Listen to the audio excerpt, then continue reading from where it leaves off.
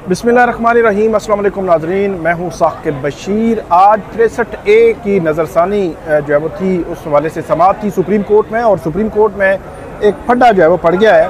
और आज 11:30 बजे ये समाअत शुरू होनी थी। तकरीबन 20 से 25 मिनट जो है वो ताख़ीर से बेंच आया और बेंच अधूरा बेंच जो है वो पहुँचा। चीफ जस्टिस काजी फ़ाइज़ ईसा, जस्टिस अमीनुद्दीन खान, जस्टिस जमाल खान मंदोखेल और जस्टिस मोहम्मद मज़हर आलम मियाँ खेल, 4 जजेस जो है वो पहुँचे। 5वें जज जस्टिस मुनीब अख्तर मौजूद नहीं थे। तो 20 मिनट जो है वो ताख़ीर इसी वजह से हुई क्योंकि जस्टिस मुनीब अख्तर आए ही नहीं हैं। आज की जो समाअत थी वो मामला कल तक गया है और ये कहा गया है कि आज भी हम कोशिश करेंगे कि जस्टिस मुनीब अख्तर को मनाएं, लेकिन वो अगर ना आए तो फिर बेंच नया तश्कील दिया जाएगा। तो इसमें बड़ा इंटरेस्टिंग एक पहलू निकल रहा है कि बेंच नया तश्कील कैसे होगा, किस तरह होगा, क्या मामला होगा और इसमें क्या सिचुएशन जो है वो बनेगी। सबसे इम्पॉर्टेंट और सबसे अहम पहलू तो ये है कि सिचुएशन क्या बनेगी, क्योंकि आज की जो समाअत है उसका पूरा अहवाल तो आपके सामने मैं रखता हूँ, लेकिन जो बैरिस्टर अली ज़फ़र हैं, ये इमरान खान के वकील हैं, उनकी जानिब से भी एतराज़ उठाया गया है कि जो 2 रुकनी कमेटी है वो कैसे जो है वो बेंच कॉन्स्टिट्यूट कर सकती है, जब ऑर्डिनेंस में लिखा हुआ है कि 3 रुकनी कमेटी करेगी। तो ये क्योंकि जो जस्टिस मंसूर अली शाह भी उस कमेटी में नहीं बैठे थे, लेकिन चीफ जस्टिस काजी फ़ाइज़ ईसा ने इसका कोई जवाब नहीं दिया। आज की समाअत जब जैसे ही शुरू हुई तो चीफ जस्टिस काजी फ़ाइज़ ईसा के राइट साइड पे, दाएं साइड पे जो कुर्सी थी वो खाली रही और उनके दाएं उसके अगली जो है वो नशिस्त थी, उस पर जस्टिस जमाल खान मंदोखेल बैठे थे। चीफ जस्टिस काजी फ़ाइज़ ईसा की बाएं साइड पे जस्टिस अमीनुद्दीन खान थे, उनके साथ जो है वो जस्टिस मज़हर आलम मियाँ खेल थे। जैसे समाअत शुरू हुई तो शुरू में ही चीफ जस्टिस ने पूछा कि जो शहजाद शौकत हैं, ये सदर हैं सुप्रीम कोर्ट बार एसोसिएशन के, और एहसन भून जो साबिक सदर हैं सुप्रीम कोर्ट बार एसोसिएशन के, जिन्होंने 63A की नज़रसानी जो है वो दायर की थी, इस नज़रसानी में वो पटिशनर है और उनके वकील शहजाद शौकत हैं। शहजाद शौकत जो है वो आगे उसमें जो रोस्टम पे आगे, और उसके बाद चीफ जस्टिस ने ये बताना शुरू किया कि आज के लिए जो है वो 63A की नज़रसानी के लिए आज का बेंच बनाया गया था। इससे कबल 2-2.5 साल कबल जो बेंच था वो जस्टिस उस वक़्त के chief justice Umar Ata Bandial, justice जो है वो जो जस्टिस मुनीब अख्तर, जस्टिस इजाजुल हसन और जस्टिस जमाल खान मंदोखेल और मज़हर आलम मियाँ खेल पर मुश्तमिल था। उस बेंच में चीफ जस्टिस और जस्टिस इजाजुल हसन जा चुके हैं और 3 जजेस मौजूद हैं, जिनमें जस्टिस मुनीब अख्तर जो है वो आथर जज हैं और वो इस वक्त मौजूद नहीं। 3-2 का उस वक्त फैसला आया था।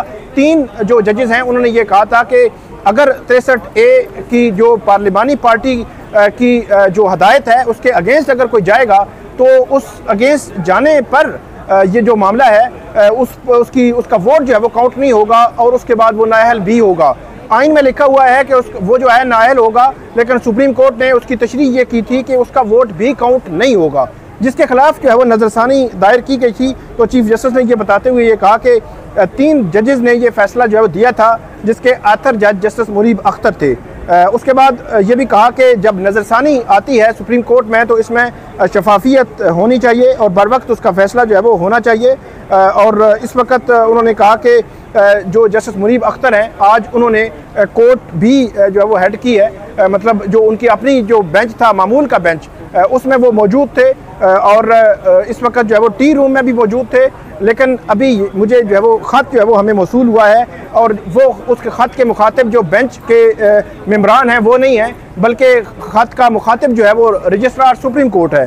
और उन्होंने ये भी कहा कि जस्टिस मुनीब अख्तर ओवरऑल जो सिचुएशन है, उन्होंने कहा कि उस ख़त के जो कंक्लूजन है उसका वो पैराग्राफ वो मैं आपके सामने पढ़ देता हूँ।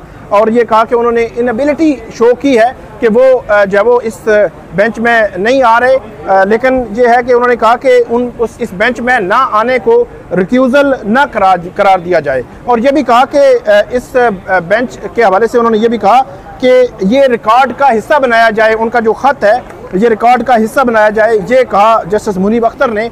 और उसके बाद चीफ जस्टिस ने ये कहा कि जो रिकॉर्ड का हिस्सा बनाने के लिए उनको यहाँ पे बेंच में आकर बैठना ज़रूरी, और यहाँ पर आकर ओपन कोर्ट है, ओपन कोर्ट में हमने केस लगाया है तो ओपन कोर्ट में आकर बात करना ज़रूरी है, तो वो आए नहीं है, तो इसको कैसे जो है वो रिकॉर्ड का हिस्सा जो है वो बनाया जा सकता है। उसके बाद चीफ जस्टिस ने कहा कि वो इससे मुत्तफिक नहीं है, तो हम जो है वो जस्टिस मुनीब अख्तर से रिक्वेस्ट करेंगे कि वो बेंच को ज्वाइन कर लें, क्योंकि 2 साल से नज़रसानी जो है वो इस 63A की वो ज़ेरे इल्तवा है। और हम जाएंगे, अभी उनसे रिक्वेस्ट करेंगे, वो दस्तयाब भी हैं, दस्तयाब थे, वो अगर ज्वाइन कर लेते हैं तो फिर हम दोबारा से ये बेंच जो है वो बैठेगा। और उसके बाद अगर वो नहीं बैठते तो फिर कल हम 11:30 बजे इस केस को सुनेंगे, और जो प्रैक्टिस एंड प्रोसीजर कमेटी है वो कमेटी के सामने ये मामला रखेंगे, और बेंच में जो कोई अवेलेबल जज है उसको इस बेंच का जो है वो हिस्सा बनाया जाएगा। और इसके बाद चीफ जस्टिस ने ये कहा कि जब एक दफ़ा बेंच बन गया है, बेंच तश्कील दे दिया गया है, तो ये ओपन कोर्ट है, और ओपन कोर्ट में ओपन ही बात होती है, और उनके जो तासुरात हैं उनके हवाले से हम उनसे रिक्वेस्ट करेंगे कि वो बेंच का हिस्सा जो है वो बन जाए। उसके बाद चीफ जस्टिस काजी फ़ाइज़ ईसा ने ये भी कहा, यहाँ पे एडिशनल अटॉर्नी जनरल ने ये कहा कि इसमें कोशिश करें कि जस्टिस मुनीब अख्तर जो है वो इस बेंच का हिस्सा जो है वो बन जाए। और जब चीफ जस्टिस ने कहा कि हमने आपस में इस मामले को डिस्कस भी किया है, तो शहजाद शौकत जो सदर हैं सुप्रीम कोर्ट बार एसोसिएशन के, वो एहसन बून इसमें जो पटिशनर हैं उनके वकील हैं, और उनकी जानिब से ये कहा गया कि बेंच दोबारा जो है वो तश्कील दिया जाए। तो यहाँ पर बैरिस्टर अली ज़फ़र मौजूद थे रोस्ट्रम पे, तो अदालत ने उनसे पूछा कि आप क्या कहना चाहते हैं, तो उन्होंने कहा कि मेरा एक और मामला है। उन्होंने कहा एक और मामला तो चले बाद में हम देखेंगे कि वो क्या है, लेकिन आप कहना क्या चाहते हैं वो आप पहले जो है वो बता दें। तो इस पर जो बैरिस्टर अली ज़फ़र हैं उन्होंने अदालत के सामने एक और एतराज़ उठा दिया। एक एतराज़ तो जस्टिस मुनीब अख्तर ने उठाया, और उन्होंने कहा कि वो बेंच में बैठ नहीं सकते, रिक्यूज़ल न समझा जाए, इसको ये न समझा जाए कि वो बेंच में बैठने से माजरत कर रहे हैं। लेकिन दूसरा एतराज़ बैरिस्टर अली ज़फ़र ने उठा दिया चीफ जस्टिस काजी फ़ाइज़ ईसा के मामले पर। उन्होंने कहा कि जो ऑर्डिनेंस है, ऑर्डिनेंस के मुताबिक एक चीफ जस्टिस होगा, उसके बाद जो है वो सीनियर प्यूनी जज होगा, और उसके बाद तीसरा जज जो है वो जो भी जज है उसको रख सकता है, जो चीफ जस्टिस हैं उनको इस कमेटी में रख सकते हैं। तो इस हिसाब से 3 जजेस पर मुश्तमिल ये कमेटी है, जिस कमेटी ने बैठकर जो बेंचेस की तश्कील का मामला जो है वो देखना है। तो ये कहा चीफ जस्टिस जो बैरिस्टर अली ज़फ़र ने, और उन्होंने ये भी कहा कि अगर एक जो है वो जज नहीं बैठता और 2 जजेस जो है वो बैठ जाते हैं तो उसकी सिचुएशन जो है वो मुख्तलिफ होगी। और ये उन्होंने बात की, और ये भी कहा कि इस तरह अगर कमेटी जो है वो बैठकर इस तरह जो है वो इसका फैसला करेगी या बेंच तश्कील दे देगी तो उस पर भी सवालात जो है वो उठेंगे। उसके बाद चीफ जस्टिस ने ये कहा कि ये जो है वो पार्लियामेंट की जो है वो मंशा है, और मैं आपसे मुत्तफिक नहीं हूँ। मतलब बैरिस्टर अली ज़फ़र को कहा कि वो उससे मुत्तफिक नहीं है अगर कोई कमेटी में नहीं बैठता। तो उन्होंने ये भी कहा कि इस इदारे को एक बंदा जो है वो, ऐसा नहीं हो सकता कि तमाम जो साइलीन हैं उनके मामला जो है वो एक बंदे की वजह से जो है वो लटक जाएं, और जज जो है वो उनको बैठाया जाता है, और जज को जब कोई भी किसी भी जज को कोई केस जो है वो दिया जाता है तो उसका या जज का जो काम है वो लिटिगेंट्स के केसेस को सुनना, उनका फैसला करना और डिसाइड करना जो है वो शामिल है। और यहाँ पर बैरिस्टर अली ज़फ़र उन्होंने ये भी कहा कि अगर कमेटी ठीक नहीं तो फुल कोर्ट बैठकर इसका फैसला करे। मतलब ये तीसरी बात थी, पहली बात जस्टिस मुनीब अख्तर, फिर दूसरा एतराज़, फिर तीसरा एतराज़ उन्होंने, और उसमें ये अदालत के सामने पॉइंट रखा कि अगर जो है वो कमेटी में मामला आया है, प्रैक्टिस एंड प्रोसीजर कमेटी जो है उसमें कोई इशू आ गया है, तो उसका हल फिर ये है कि कम से कम जो है वो फुल कोर्ट बुला ली जाए, और फुल कोर्ट बुलाकर बैठकर इस मामले को देख ले, बजाय इसके कि जो प्रैक्टिस एंड प्रोसीजर कमेटी जो है वो 2 रुकनी हो और 2 रुकनी कमेटी जो है वो बैठकर इसका फैसला करे। तो ये पॉइंट बैरिस्टर अली ज़फ़र जो है उन्होंने अदालत के सामने रखा। लेकिन चीफ जस्टिस ने कहा कि अगर जज नहीं आता तो फिर क्या होगा, हम जो है वो 3 हैं, और ये कहा कि जो जज जो है उसको जो पे किया जाता है वो केसेस के फैसले करने के लिए पे किया जाता है, लिटिगेंट्स के जो केसेस हैं उनको सुनने के लिए जो है वो उसमें उसको जो है पे किया जाता है।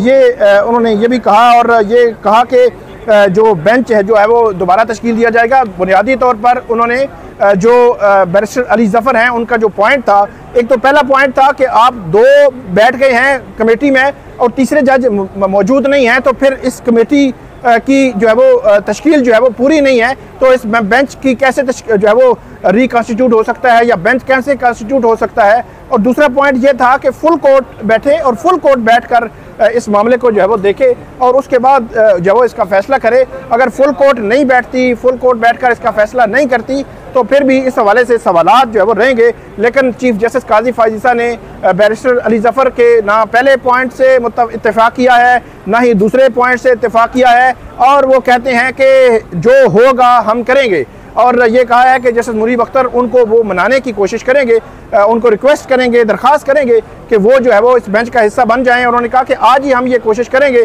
अगर वो बेंच का हिस्सा नहीं बनते तो कल 11:30 बजे हम जो है वो दोबारा से ये बेंच बैठेगा और ये मामला कमेटी को भेजेंगे और कमेटी दोबारा बना दी जाएगी। अब देखना ये है कि क्या वही 2 रुकनी कमेटी बैठेगी, क्योंकि जस्टिस मंसूर अली शाह बड़े ही आम सवालात उठा चुके हैं। इस हवाले से कमेटी जो बनी थी 3 रुकनी थी और वो ऑर्डिनेंस के बाद बनी थी, उसके इतराज़ात थे, तहफ़्फ़ुज़ात थे जस्टिस मंसूर अली शाह के।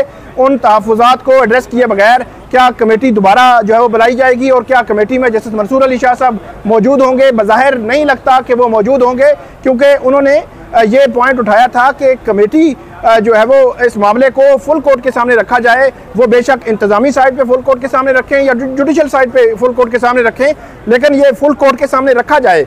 तो चीफ जस्टिस काजी फायज़ ईसा ने जो 4 सफ़ात का जवाबी खत लिखा था, उस खत में उन्होंने कहीं पे भी कुछ जिक्र नहीं किया कि ये फुल कोर्ट के सामने रखा जाएगा या नहीं रखा जाएगा। सिर्फ उन्होंने लिखा था कि ये मेरा इख्तियार है और वो इख्तियार कानून के मुताबिक मैंने इस्तेमाल किया है, और उसके बाद जो है वो कमेटी जो है वो तश्कील दी गई है। यहाँ पर आज की समाअत में जैसे जमाल खान मंदोखेल भी बोले, उन्होंने कहा कि अगर एक ऑर्डिनेंस मौजूद है और वो ऑर्डिनेंस कहीं से अभी मुअत्तल भी नहीं हुआ, वो कहीं से सेट असाइड भी नहीं हुआ, तो ये सदारती ऑर्डिनेंस है और इस ऑर्डिनेंस की इख्तियार भी हुकूमत के पास मौजूद है। तो क्या हमें बैरिस्टर साहब ये बताएं कि क्या हमें इस ऑर्डिनेंस अभी मुअत्तल भी नहीं हुआ, कलअदम भी नहीं हुआ, तो क्या इस सिचुएशन में हमें जो है वो इस पर अमल नहीं करना चाहिए? तो बैरिस्टर अली ज़फ़र दोबारा बोले, उन्होंने कहा कि आप जो है वो ज़रूर इस पर अमल करना चाहिए, इसमें कोई 2 राय नहीं है, लेकिन ऑर्डिनेंस में ये लिखा हुआ है कि चीफ जस्टिस होगा, सीनियर प्यूनरी जज होगा और उसके बाद तीसरा कोई भी एक जो है वो जज उसको नॉमिनेट कर सकता है चीफ जस्टिस। तो जब तक के पूरा जो कमेटी पूरी नहीं होगी तब तक आप कैसे जो है वो इसको तश्कील जो है वो दे सकते हैं? बैरिस्टर अली ज़फ़र ने कहा कि मेरा सवाल इस हद तक है, मैं ये नहीं कह रहा कि ऑर्डिनेंस ठीक है, जिस तरह अगर वो मुअत्तल भी ना हो, कलअदम भी ना हो, तो उस पर अमल होना है। तो उन्होंने कहा कि मैं इस हद तक कह रहा हूँ कि कम से कम इस ऑर्डिनेंस में जो मामला है कि 3 जजेस होंगे, अगर 2 जजेस बैठकर ये कर लेंगे तो उसको हम कैसे कैसा जो है वो क्या उसको ये कह सकेंगे कि वो बेंच जो है वो तश्कील दिया जा चुका है। इसके बाद उन्होंने ये भी कहा कि बैरिस्टर अली ज़फ़र ने कि उनसे जब पूछा गया कि आप ये तो बताएं कि आप किसकी तरफ से वकील हैं, तो उन्होंने कहा कि मैं जो है वो इमरान खान साहब की तरफ से वकील हूँ। तो चीफ और मैंने जो वकालतनामा है उसको भेजा था उसके दस्तखत के लिए जो जेल में, लेकिन उसके दस्तखत किए बगैर ही जो मोहरें वगैरह लगाने के बगैर ही जो जेल हुकाम है उन्होंने मुझे वापस कर दिया है। तो मेरा ये मामला था। तो चीफ जस्टिस ने पूछा कि क्या आप किसी और पार्ट पहले किसकी तरफ से आप वकील हुए थे? तो उन्होंने कहा कि इससे कबल मैं पीटीआई का वकील था इसी केस में। तो उन्होंने कहा बस ठीक है, आपको हम जो है वो कहते हैं ठीक है, कल आप आएँ, कल हम आपको देख लेंगे और सुन लेंगे। चीफ जस्टिस ने ये बात की और ये कहा कि जो है वो यहाँ पे अब 3-4 जो है वो बड़े इंपॉर्टेंट इस पॉइंट्स हैं। नंबर 1 तो ये है कि जस्टिस मुनीब अख्तर केस से अलग नहीं हुए, बेंच से उन्होंने रिक्यूज़ नहीं किया। उन्होंने वाज़ेह अल्फाज में कहा कि इसको रिक्यूज़ल ना समझा जाए, इनएबिलिटी समझा जाए, और उसमें यकीनी तौर पर वो ऑर्डिनेंस है जिस ऑर्डिनेंस के तहत ये जो है वो बेंच तश्कील दिया गया और उसके बाद कमेटी में जो इख्तलाफात हैं जजेस के दरमियान वो उठाए गए जस्टिस मंसूर अली शाह की जानिब से और अब जस्टिस मुनीब अख्तर की जानिब से। तो अब मामला ये है कि अगर जस्टिस मुनीब अख्तर बेंच में नहीं आते और वो मौजूद भी हैं और वो जो नज़रसानी थी 63A की उसके ऑथर जज भी हैं, तो उनके बेंच से रिक्यूज़ किए बगैर क्या कमेटी के पास ये इख्तियार है कि वो उनके रिक्यूज़ल के बगैर उनको जो है वो बेंच से अलग कर दे? क्योंकि चीफ जस्टिस काजी फायज़ ईसा ऐसे लग रहा था कि बहुत तेज़ी है, बहुत जल्दी है, वक़्त जो है वो कम जो है वो काम ज़्यादा है और वक़्त कम है, ऐसे लग रहा था। क्योंकि उन्होंने कहा कि आज नहीं तो कल, आज हम देखेंगे, अगर नहीं आते तो कल हम नया बेंच तश्कील दे देंगे। तो सबसे बड़ा सवाल ये है कि क्या एक जज जो है, जो आथर जज है, जो मरकजी केस है उसका आथर जज अगर सुप्रीम कोर्ट में मौजूद भी हो, इनएबिलिटी हो, कोई क्वेश्चन उठा रहा हो, तो उसके बाद क्या नया बेंच तश्कील दिया जा सकता है? कि क्या कमेटी के पास ये इख्तियार है कि बेंच को रिकॉन्स्टिट्यूट कर दें, पुराना बेंच तोड़ दें? क्या ये कमेटी के पास इख्तियार है? सबसे अहम, सबसे बड़ा सवाल ये है। इससे कबल जब मिलिट्री कोर्ट्स वाला मामला आया था तो उस वक्त जो चीफ जस्टिस काजी फायद ईसा हैं उन्होंने रिक्यूज़ किया था, उन्होंने तो बैठने से इनकार कर दिया था। और इसी तरह वो बेंच में आए थे और उन्होंने कहा था कि क्योंकि प्रैक्टिस एंड प्रोसीजर एक्ट आ चुका है अप्रैल 2023 में, उसके बाद मिलिट्री कोर्ट्स का केस आया था और उसमें 9 जजेस जो है वो बैठे थे, चीफ जस्टिस काजी फायद ईसा को भी शामिल किया गया था। और उसके बाद वो उस बेंच से रिक्यूज़ कर गए थे और उन्होंने आकर एक लंबी चौड़ी जो है वो उन्होंने लिख कर लाई हुई थी कुछ चीज़ें, वो जो है वो बोली भी थी और उसकी वजूहत बताई थी कि क्यों वो रिक्यूज़ कर रहे हैं, और उसके बाद चले गए थे। और अब मामला जस्टिस मुनीब अख्तर का है, ये कदरे जो है वो मुख्तलिफ है, वो बेंच से अलग नहीं हुए। क्या कमेटी उनको बेंच से अलग कर सकती है और क्या उनके एतराज़ात तहफ़्फ़ुज़ात को देख सकती है, या उनको उनके एतराज़ात तहफ़्फ़ुज़ात को देखे बगैर 2 रुकनी कमेटी ही इसका जो है वो अब नया बेंच तश्कील दे देगी? जस्टिस मंसूर अली शाह जो है उस कमेटी में अगर नहीं बैठते तो क्या 2 रुकनी कमेटी बैठेगी? बहुत चीज़ें हैं जो इख्तलाफात हैं, उनमें शिद्दत जो है वो आ रही है बज़ाहिर सुप्रीम कोर्ट में। और 63A वाला मामला क्योंकि आइनी तरमीम से जुड़ा हुआ है, हुकूमत बेताब है कि 63A की उनकी नज़रसानी जो है वो मंजूर हो, फ्लोर क्रॉसिंग, लोटा क्रेसी खुल जाए और उसके बाद वो आइनी तरमीम ला सकें। ये हुकूमत जो है वो तैयार बैठी हुई है और सुप्रीम कोर्ट पर भी बहुत बड़े सवालात हैं कि इस क्रूशल पोजीशन में, इतनी टेंस पोजीशन में, इस पॉलिटिकल माहौल में मखसूस एजेंडा जो है वो उसको सर्व होगा। तो क्या सुप्रीम कोर्ट को इस वक्त ये केस लगाना चाहिए था?